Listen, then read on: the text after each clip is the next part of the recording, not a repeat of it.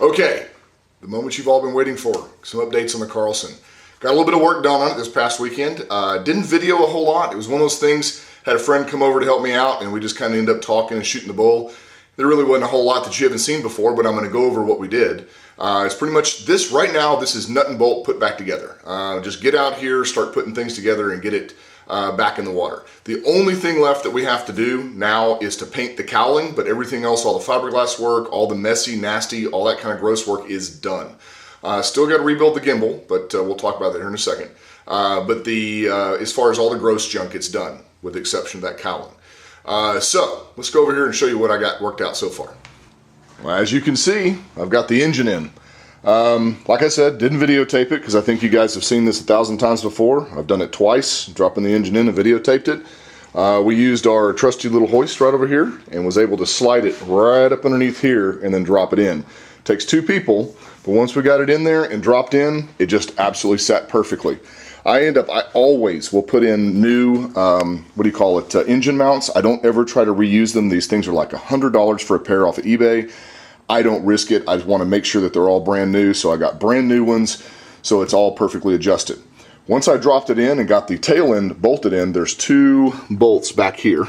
And if you remember correctly, right there, we ended up losing a spring on the old Sea Ray. This one I made sure I put electrical tape on it and it didn't go anywhere.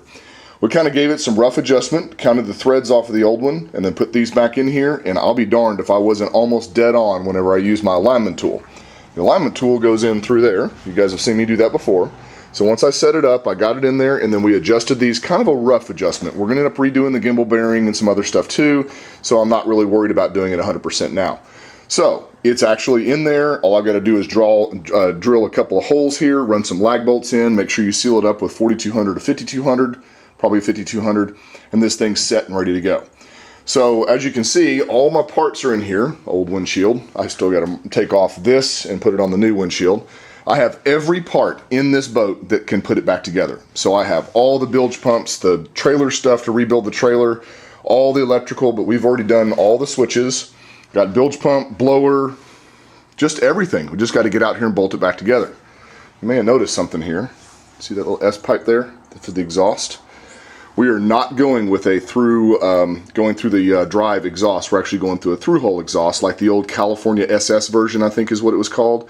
It was an option you could have bought this boat in where it had two exhausts come out. Now, it's a little low right now, but these are designed to where you can actually cut right here and take a piece out and then put a rubber coupler in there. So that way we can actually raise this up about 3 to 4 inches where it comes out. Because ideally, ideally, it should come out right about here. Right now, it's coming out way down here, which is fine, but if you're sitting at idle, you're not going to hear it at all. I want the exhaust to kind of come out here, and I think that's kind of where it was. And I have the exhaust over here somewhere. Yep. These are the exhaust tips that are going to go out. So they're going to come through and then mate up with this back there. And that's why we need to cut those, is actually gives us a little bit more adjustment room. This side was actually quite tight, and I was trying to fit everything and make sure it was 100%. This side actually has a whole bunch of room. It's not that big of a deal, but it still wants to hit the engine block. So like I said, we're going to come up. I'll get over here. We got to get the trim pump installed and just kind of start bolting things back together. And then I have to take a big 4-inch hole saw and cut through that perfectly good transom. That's going to be kind of a butt pucker moment. You notice I've taken apart the whole gimbal housing. That's getting completely rebuilt. I've got all the parts up there. I've got a whole new shift cable, all new rubbers, all new everything. It really doesn't need a bunch of paint, so we're just going to clean it up and then put it back together. Trim rams are good, so why would you want to mess with it? We're not trying to kill it here. We just want to make sure that it's been refurbished and works the way it's supposed to. Clean it up. You know, if we have to shoot a little black paint on it, we will. Then the drive is over here. I've got to clean that up and then give it a coat of paint. It's sealed. It held pressure for 5 days, so I'm comfortable with that. So that's it so far. I'm going to just kind of plug along here and get little things put together from time to time. Come out here, I need to get the bilge pump installed, put the blower in. I'm going to build a little suspended piece out here so it doesn't vibrate the hell out of the fiberglass, and let that blower in there. install all that stuff, zip tie all this wire up in here. Believe it or not, this is actually very organized. I just need to actually zip it up and make it look nice and neat.